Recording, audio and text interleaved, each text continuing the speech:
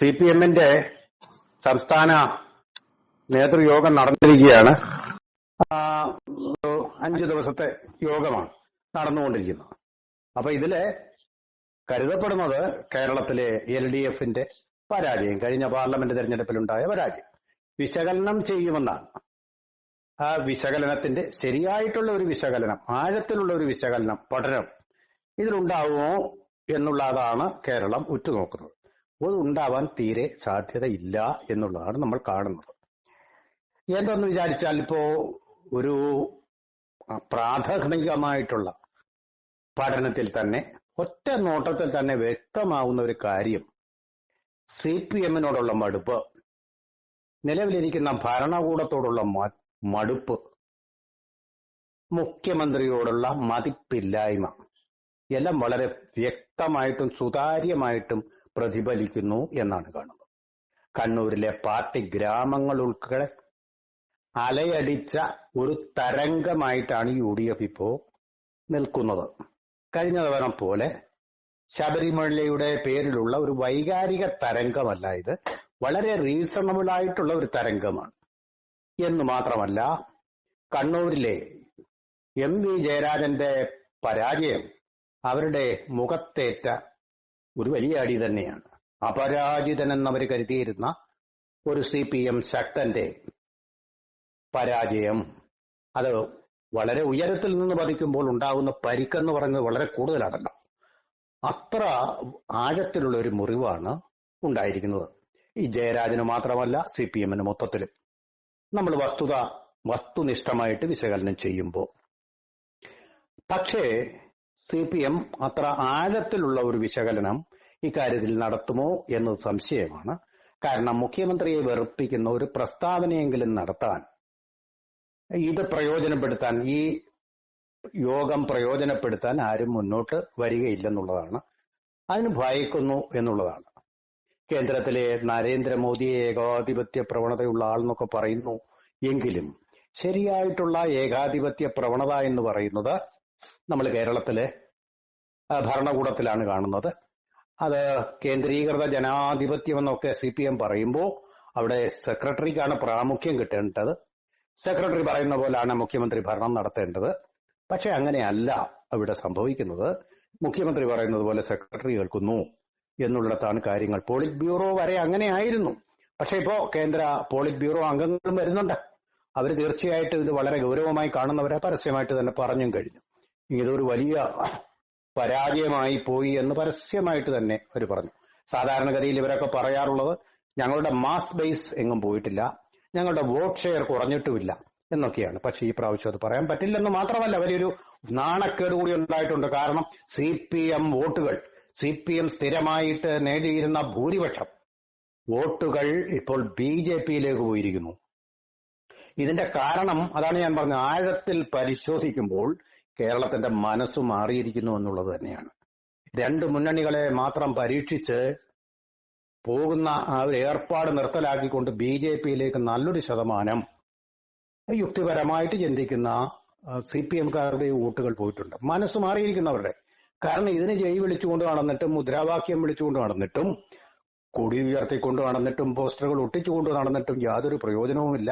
നാടിനൊരു മുന്നോട്ടുള്ള പോക്കും ഉണ്ടാവുന്നില്ല. അധോഗതിയാണ് അടിക്കടി ഉണ്ടായിക്കൊണ്ടിരിക്കുന്നത്. ഇവിടെ വ്യവസായങ്ങൾ വേണം, നമ്മുടെ ആൾക്കാരെ ഇവിടെ പിടിച്ചു നിർത്തി നമ്മൾക്ക് ജോലി കൊടുക്കാൻ പറ്റുമ്പോഴാണ് നമ്മൾ അത് സെലിബ്രേറ്റ് ചെയ്യേണ്ടത്. മറിച്ച് ഇവിടുന്ന് കുടിയേറുന്നവരെ പിടിച്ചാണിപ്പോ കേരള സഭ എന്നൊക്കെ പറഞ്ഞ് ഇപ്പോ ആഘോഷമാക്കിക്കൊണ്ടിരിക്കുന്നത്. അത് തന്നെ വെളിപ്പെടുത്തുന്നുണ്ട് കേരളം എവിടെ നിൽക്കുന്നു എന്നുള്ളത്. കേരളത്തിൽ നിന്നുള്ള കുടിയേറ്റം ഒഴിവാക്കിക്കൊണ്ട് കേരളത്തിൽ അവരെ പിടിച്ചു നിർത്താൻ ആവശ്യമായിട്ടുള്ള സേവന മേഖലയിലാകട്ടെ, അതുപോലെ തന്നെ ഉൽപാദന മേഖലയിലാകട്ടെ, അല്ലെങ്കിൽ ഹൈടെക് കൃഷിയിലായിക്കോട്ടെ, അല്ലെങ്കിൽ വ്യാപാരത്തിലായിക്കോട്ടെ, പിടിച്ചു നിർത്താൻ വേണ്ടുന്ന ഒരു അന്തരീക്ഷവും പശ്ചാത്തല സൗകര്യവും പ്രോത്സാഹനവും കൊടുക്കുന്നതിൽ ഗവൺമെന്റ് അപ്പാടെ പരാജയപ്പെട്ടിരിക്കുന്നു എന്ന് മാത്രമല്ല, പോലീസ് എന്ന് പറയുന്നത് പോലീസ് ഭാഷ ഇപ്പോഴും ഉപയോഗിക്കുന്ന ക്രിമിനലുകളുടെ ഒരു സംഘമായിട്ടും, ഗുണ്ടകൾക്ക് അതര സേവയും മറ്റു സേവനങ്ങളും ചെയ്തു കൊടുക്കുന്ന അവർ കൂടി ഉൾപ്പെടുന്ന ഒരു സംഘവുമായിട്ടും, എല്ലാവരും അങ്ങനെയാണ് നല്ല പറഞ്ഞത്, കഴിവുറ്റ പോലീസ് ഉദ്യോഗസ്ഥരുണ്ട്, അവർ നിസ്സഹായരായി പോകുന്ന ഒരവസ്ഥ. പാർട്ടി തന്നെ പോലീസിനെ ഭരിക്കുന്ന അവസ്ഥ. അവരുടെ ആൾക്കാരെ അറസ്റ്റ് ചെയ്താൽ പോലീസിനെ സ്റ്റേഷനിൽ കയറി ആക്രമണം നടത്തിക്കൊണ്ട് എടുത്തുകൊണ്ടുവരിക. ഗൂണ്ടാക്രമണങ്ങൾ വളരെയധികം വർദ്ധിപ്പിച്ചിരിക്കുന്നു. അതുപോലെ തന്നെ വാഹനങ്ങൾക്ക് പോലും നിരത്തിലൂടെ ഓടാൻ പറ്റാത്ത ഒരു അവസ്ഥയിലേക്കാണ് ഇപ്പോൾ കാര്യങ്ങൾ പോയിക്കൊണ്ടിരിക്കുന്നത്. ഇന്നത്തെ വാർത്തകൾ വായിക്കുമ്പോൾ നമുക്കത് മനസ്സിലാവും. വാഹനത്തിൽ പോയ ആളിനെ മുഖം മൂടി കെട്ടിയ ആൾക്കാർ വന്ന് ആക്രമിക്കുക. ഈ തലസ്ഥാന നഗരിയിൽ തന്നെ എന്തെല്ലാം ആക്രമണങ്ങളാണ് നടന്നുകൊണ്ടിരിക്കുന്നത്. ഇതൊക്കെ കൊണ്ട് ആളുകൾ മനസ്സ് മടുത്തിട്ട് UDF മടുത്തു കഴിഞ്ഞു. അപ്പൊ ഒരു മന്തിലെ കാലിടത് മറ്റേ കാലിലെ മന്താക്കുന്നത് പോലെ ഉള്ള ഒരു പ്രക്രിയ നടന്നുകൊണ്ടിരിക്കുന്നിടത്തു നിന്ന് ഇനി BJPയെ കൊണ്ടുവന്നു കഴിഞ്ഞാൽ എന്തെങ്കിലും പ്രയോജനം ഉണ്ടോ എന്ന് നോക്കാം എന്നുള്ള ഒരു മധ്യമാർഗം അല്ലെങ്കിൽ ഒരു തേർഡ് ആൾട്ടർനേറ്റീവിലേക്ക് ജനങ്ങളുടെ, പ്രത്യേകിച്ചും ചെറുപ്പക്കാരുടെയും സ്ത്രീകളുടെയും മനസ്സ് മാറിക്കഴിഞ്ഞിരിക്കുന്നു. കാരണം നീറുന്ന മനസ്സുകളുമായിട്ടാണ് അവർ വോട്ട് ചെയ്തത്. CPM തകർക്കണമെന്ന് വിചാരിച്ചല്ല.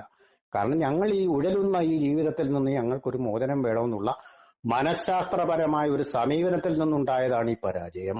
അവിടേക്ക് ഇത് പോകില്ല. അങ്ങോട്ടൊരു ചർച്ചയിലേക്ക് പോയി. ഇത് CPMകാർക്ക് തന്നെ അറിയാം, BJPക്കാർക്കും അറിയാം. കേരളത്തിന്റെ മനസ്സ് മാറിക്കൊണ്ടിരിക്കുകയാണ്. പക്ഷെ ഈ സത്യം അംഗീകരിക്കാൻ CPM തയ്യാറാവുകയില്ല.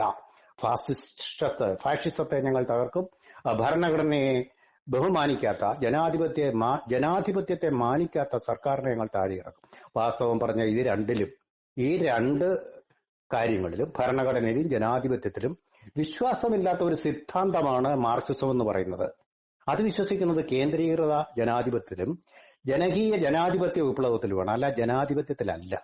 ആക്രമത്തോടുകൂടി വർഗശക്തികളെ ഉന്മൂലനം ചെയ്യുക എന്നുള്ള സിദ്ധാന്തമാണത്. അത് ദേശീയ ജനാധിപത്യ വിപ്ലവം എന്ന് പറഞ്ഞ CPIയെ കളിയാക്കിക്കൊണ്ടും അപഹസിച്ചുകൊണ്ടുമാണ് പാർട്ടിയിൽ പിളർപ്പുണ്ടായതെന്ന് നമുക്ക് എല്ലാവർക്കും അറിയാവുന്നതാണ്. ആ CPI തന്നെ ഇപ്പോ പറഞ്ഞിട്ടുണ്ട്, ഭരണത്തിന്റെ തകർച്ച, വേണ്ട വിധത്തിൽ ക്ഷേമ പെൻഷൻ കൊടുക്കാൻ കഴിയാത്തത്, സപ്ലൈകോയിലെ വില കയറിയത്, ഇതൊക്കെ തന്നെയാണ് ഭരണത്തെ ബാധിച്ചിരിക്കുന്നത്. അതുപോലെ മുഖ്യമന്ത്രിയുടെ ധാർഷ്ട്യവും ഈ തെരഞ്ഞെടുപ്പിലെ CPM അല്ലെങ്കിൽ ഇടതുമുന്നണിക്ക് ക്ഷീണമുണ്ടാക്കിയെന്ന് ബിനോയ് വിശ്വം, CPIയുടെ സംസ്ഥാന സെക്രട്ടറി ബിനോയ് വിശ്വം തന്നെ പറഞ്ഞിരിക്കുന്ന ഒരു അവസ്ഥയാണ്. അപ്പൊ ഇനി ഇടതുമുന്നണിയുടെ യോഗം കൂടുമ്പോൾ തീർച്ചയായിട്ടും ആ കാര്യങ്ങൾ വരും. അതെങ്ങനെയാണ് നേരിടുക എന്നറിയില്ല. ഇപ്പോഴേ തന്നെ പാണ്ഡൻ നായരുടെ പല്ലിന് ശൗര്യം പണ്ടേ പോലെ ഫലിക്കുന്നില്ല എന്ന് വന്നിട്ടുണ്ട്. CPM ഒരു രാജ്യസഭാ സീറ്റ് അവകാശപ്പെട്ടതായിരുന്നു. അതിപ്പോ കേരള കോൺഗ്രസ് മാണിക്ക് ഒഴിമുറിവായിട്ട് കൊടുക്കേണ്ടതായിട്ട് വന്ന കാര്യം നമ്മൾ കണ്ടതാണ്. പണ്ട് ഇങ്ങനെയൊന്നും സംഭവിക്കുകയില്ലായിരുന്നു. അപ്പൊ ഇവര് കേന്ദ്രത്തിൽ പറയുന്നത് JDU അതുപോലെ TDP ഈ രണ്ട് കക്ഷികളുടെ സമ്മർദ്ദത്തിന് വിധേയമായിട്ട് BJP ഭരിക്കേണ്ടി വരും. അതല്ല, നമ്മൾ അവിടെ അങ്ങനെയല്ല കാണുന്ന. BJP വളരെ ശക്തമായിട്ട് തന്നെ നിലനിന്നുകൊണ്ട് ഇച്ഛാശക്തിയോടുകൂടി മുന്നോട്ട് പോകും. അവർ പിടിച്ചെടുത്ത് തന്നെ നിന്നുകൊണ്ട്, ഇപ്പൊ സ്പീക്കർ പോലും BJPയുടെ വകയാണ്. അപ്പൊ ഈ അതിലുള്ള കിംവദന്തികളെയൊക്കെ തള്ളി മാറ്റിക്കൊണ്ട് BJP അതിന്റെ ആ പഴയ നിലപാടിൽ തന്നെ ഉറച്ചു നിന്നുകൊണ്ട് പോവുകയാണ്. പക്ഷെ ഇവിടെ CPM അയയുകയാണ്. ഒന്നുകിൽ CPIക്ക് അല്ലെങ്കിൽ കേരള കോൺഗ്രസിന് നിഷേധിക്കുമായിരുന്ന ആ സീറ്റ് അവർ നിഷേധിച്ചില്ല, കൊടുത്തു. അവരുടെ ഒരു MP വേണ്ടിയുള്ള അവരുടെ സാധ്യത അവർ വേണ്ടെന്ന് വെക്കുകയും ചെയ്തു. അപ്പൊ അത്രയൊന്ന് താഴോട്ട് CPM വന്നിട്ടുണ്ട്. ഇത് അഹന്തയ്ക്ക്, ധാർഷ്ട്യത്തിന് ഒരളവിൽ കുറവ് വരുത്തുകയാണെങ്കിൽ CPM പിടിച്ചു നിൽക്കാൻ വകയുണ്ട്, അല്ലെങ്കിൽ പിടിച്ചു നിൽക്കാൻ കഴിയുകയില്ല. മാറ്റം വന്നുകൊണ്ടിരിക്കുകയാണ്. മാറ്റം വന്നിരിക്കുന്നത് സമൂഹത്തിൽ മാത്രമല്ല, സമൂഹത്തിലെ വോട്ടർമാരുടെ മനസ്സുകളിൽ കൂടിയാണ്. അത് പെട്ടെന്നൊന്നും പരിഹരിക്കാൻ പറ്റുന്ന ഒരു പ്രശ്നമാണ് എന്ന് തോന്നുന്നില്ല. CPM കുറച്ചുകൂടി മാന്യത കാണിച്ചുകൊണ്ട് ഞങ്ങൾ ഇസ്രായേലിലൊക്കെ അല്ലെങ്കിൽ ഗാസ തെരുവിൽ നടക്കുന്ന ആക്രമണങ്ങളല്ല കേരളത്തിലെ പ്രശ്നങ്ങൾ. ഇവിടെ പെൻഷൻ കിട്ടാത്തതും ആളുകൾ പട്ടിണി കിടന്ന് മരിക്കുന്നതും ഒക്കെയാണ് വലിയ പ്രശ്നങ്ങൾ എന്നുള്ള ഒരു തിരിച്ചറിവും ബോധ്യവും അതിൽ ഫോക്കസ് ചെയ്തുകൊണ്ടുള്ള പരിപാടികളിലേക്ക് പോവുക. അതുപോലെ ആഗോള പ്രശ്നങ്ങളിൽ എടുത്തു ചാടി സംസാരിക്കാതിരിക്കുക. അതിന് വേറെ ആൾക്കാരുണ്ടല്ലോ. അപ്പൊ ആ രീതിയിൽ ഒരു മാറ്റം കേരളത്തിൽ മാത്രം ഫോക്കസ് ചെയ്തുകൊണ്ട് പോയാൽ, അല്ലെങ്കിൽ ഒരു ആഗോള വിപ്ലവത്തിന് വേണ്ടി പോയി കഴിഞ്ഞാൽ CPM ചെകിട്ടത്ത് ഇതുപോലെ വീണ്ടും അടികൾ ഉണ്ടാവും എന്നുള്ളത് തീർച്ചയാണ് എന്നാണ് എനിക്ക് തോന്നുന്നത്. ഹമാസിന്റെ പ്രതിനിധിയെ പോലും കൊണ്ടുവന്ന് അവര് സമ്മേളനങ്ങളൊക്കെ നടത്തി ഇസ്രായേലിനെതിരെ വികാരവർത്തി പാലസ്തീന് വേണ്ടി ഐക്യദാർഢ്യമൊക്കെ പ്രവചിച്ചു. ശരി തന്നെ, അപ്പൊ എനിക്കൊരു ചോദ്യമുണ്ട്, ഇസ്രായേലിലില്ലേ നമ്മുടെ മലയാളികളായ ആൾക്കാർ, എത്രയോ നഴ്സുമാരുൾപ്പെടെ എത്രയോ പേര് നല്ല ശമ്പളം വാങ്ങിച്ച് സുഖമായിട്ട് അവിടെ ജീവിക്കുന്നുണ്ട്. അപ്പൊ ഈ ലോക കേരള സഭയ്ക്ക് അവരുടെ പ്രാതിനിധ്യമില്ലേ? പാലസ്തീനോടൊപ്പം എന്ന് പറയുന്നത് ലോക കേരള സഭയിൽ എന്തിനാ പറയുന്നത്? നമ്മുടെ നാട്ടുകാർക്ക് ജോലി ഏതൊക്കെ സ്ഥലങ്ങളിൽ കിട്ടുന്നു, അതിൽ ശത്രു രാജ്യങ്ങൾ ഉണ്ടായിരിക്കും, അത് നമുക്ക് പ്രശ്നമില്ല. നമ്മുടെ ആൾക്കാർക്ക് ജോലി കിട്ടുക എന്നുള്ളതാണ്. അതിന്റെ രാഷ്ട്രീയ വശങ്ങളിലേക്കല്ല പോകുന്നത്, അതിന്റെ നമുക്കുണ്ടാകുന്ന സാമ്പത്തിക വശങ്ങളിലേക്കല്ലേ നമ്മൾ പോകേണ്ടിയിരുന്നത്. അപ്പൊ ആ ഒരു മനംമാറ്റം, ഒരു നയം മാറ്റം തീർച്ചയായിട്ടും CPM-ന് വന്നെങ്കിൽ മാത്രമേ ജനങ്ങൾക്കൊരു മനംമാറ്റം ഉണ്ടാവൂ എന്നാണ് ഒരു രാഷ്ട്രീയ വിദ്യാർത്ഥി എന്നുള്ള നിലയിൽ എന്റെ മനസ്സിൽ തോന്നുന്നത്.